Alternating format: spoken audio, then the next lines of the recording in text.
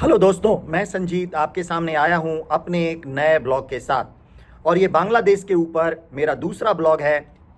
पिछले व्लॉग में मैंने आपसे ये बताया था कि इस रिवोल्ट के पीछे, इस ouster of Sheikh Hasina government के पीछे क्या डीप स्टेट का हाथ हो सकता है, और हाँ तो ये कैसे।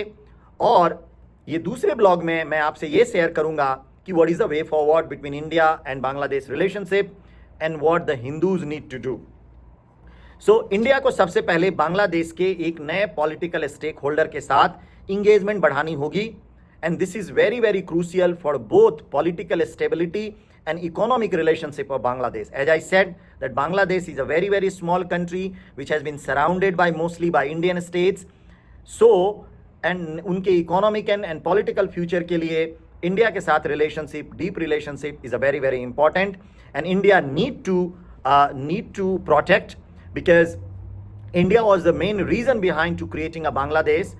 और वहाँ पे एक बहुत बड़ी माइनॉरिटी हिंदू पॉपुलेशन है, अराउंड 9 to 10% ऑफ पॉपुलेशन है, और उन्हें भी एक कॉन्फिडेंस आता है being such an strong country, उनके बगल में इतना बड़ा देश होने का।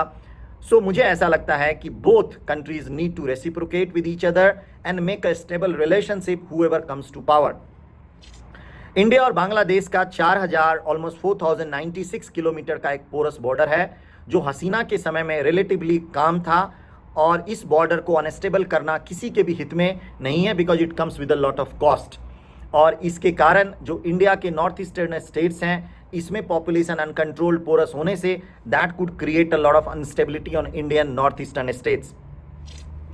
और इस्लामिस्ट एक्सट्रीमिज्म का रिसर्जेंस, यदि हम उसे बांग्लादेश को आइसोलेट करते हैं, then the hardcore Islamist extremist को भी अपॉर्चुनिटी मिल सकता है वहाँ पे अपना अड्डा बनाने में। जो हसीना के समय में ये ग्रुप इनएक्टिव हो गए थे, और जो इनएक्टिव थे ये फिर से रिग्रुप कर सकते हैं, जिससे इंडिया के सिक्योरिटी एस्टैब्लिशमेंट को एक एक्सटर्नल कॉस्ट का सामना करना पड़ सकता है। Indian government needs to deal with the Bangladesh with a very very sensitivity, and whoever comes to power, of course, because 10% यदि वहाँ हिंदू पॉपुलेशन है and there are some other minority population around 4-5%, तो मुझे ऐसा लगता है कि वहाँ कोई भी extremist government will not be stable, so it will always come with a secular government. मेरा ऐसा मानना है कि शायद अब यदि फिर से इलेक्शन फेयर हो, Awami league could come again to a power. ये 2-4 लाख लोग आकर के रोड पे हो हल्ला करने से you can not change the fate of that election. Yes, ये मीडिया के लिए सही होगा, लोगों को 15 सालों से ये सरकार थी, हो सकता है बहुत सारे लोग अनसेटिस्फाइड होंगे, वैसे भी ये गरीब कंट्री है, तो ये कोई बहुत बड़ी बात नहीं है कि 2-4-5 लाख लोग रोड पे आ गए तो सारी जनता, 17 करोड़ की जनता काफ़ी परेशान होगी। और बे ऑफ बंगाल रीजनल कोऑपरेशन का हब रहा है। इंडिया और बांग्लादेश के यदि रिलेशनशिप कमज़ोर होते हैं तो इससे जो इंडिया के नॉर्थ ईस्टर्न स्टेट्स हैं उसके भी इकोनॉमी पे असर पड़ सकता है। What is going to happen in Bangladesh? Bangladesh का फ्यूचर अनसर्टेन है at this point of time. मुझे ऐसा लगता है यदि वहाँ 3 महीने में इलेक्शन हुए और कोई स्टेबल पॉपुलर गवर्नमेंट आती है तो शायद उनका भविष्य अच्छा होगा, नहीं तो एक्सट्रीमिस्ट को वहाँ पे मौका मिलेंगे टू क्रिएट अनरेस्ट, एंड उनके पॉलिटिक्स भी एक्टिव हो सकती है। तो ये एक्सटर्नल फोर्सेस, और इस स्थिति में एक्सटर्नल फोर्सेस जिनको भी मौके की तलाश में रहते हैं, लाइक चाइना और पाकिस्तान, इसका फ़ायदा उठा सकते हैं कुछ लोगों को, to create a situation where India could be in trouble in security. और ऐसा हो सकता है तो इंडिया को एक ऐसा सिचुएशन बनाना पड़ेगा जिससे कि पावर बैलेंस में अपनी जगह बनानी पड़ेगी, बिकॉज उनके पास एक माइनॉरिटी पॉपुलेशन जो बांग्लादेश में है 10%, 9% के करीब हिंदू, और 4-5%, 5-6% other minority like Christian, Ahmadiyya, Buddha, इनको मिला करके, और यदि 10-15% भी यदि जो सेक्युलर मुस्लिम्स हैं बांग्लादेश में, उनका सारा एक वोट बैंक यदि एक पार्टी को मिलता है, तो मुझे ऐसा लगता है कि it will be always be a secular government वहाँ पे।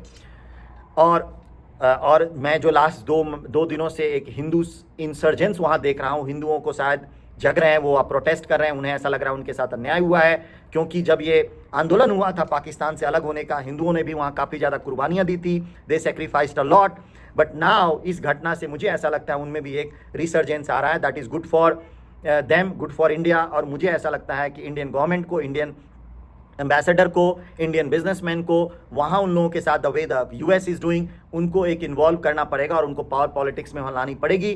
That is going to be good for Bangladesh, good for India, because if the Bangladesh is stable that is good for India and उनको इंडिया से बेनिफिट भी हो सकते हैं. यदि Bangladesh become unstable and if become the centre of some of the Islamic extremist, तो उन्हें India से सपोर्ट नहीं मिलेगा और उन्हें प्रॉब्लम भी होगी. तो overall in my understanding their was a very very deep hand of a deep state of US.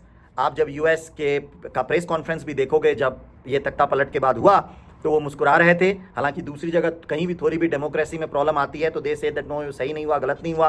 तो वहाँ एक इलेक्टेड गवर्नमेंट जो इलेक्शन से सरकार बनी, चुनी गई, वहाँ तख्ता पलट हो गया. तो आप इस चीज़ को कैसे वैलिड ठहरा सकते हो? इससे भी आप को रिलेट कर सकते हो. और मैंने आपको सारे रेफरेंस भी बताए कैसे 8 महीना पहले रसिया व्लादिमीर पुतिन ने इस चीज़ का बताया था और ओपनली बोला था कि similar like Arab spring is happening in Bangladesh. Second, आपने पाकिस्तान में इमरान खान के गवर्नमेंट को CIA को टॉपल करते हुए देखा था, स्पेशली डोनाल्ड लू एंड इमरान खान. ये कई जगह चर्चा ओपन प्रेस कॉन्फ्रेंस में भी बोले थे कि डोनाल्ड लू जो CIA का डीप स्टेट का एजेंट है, who takes care the South Asia, was the man behind topple his government, क्योंकि उसने ओपनली फोन कर करके सारे MP को बताया था कि आपको इमरान खान से समर्थन वापस लेना है.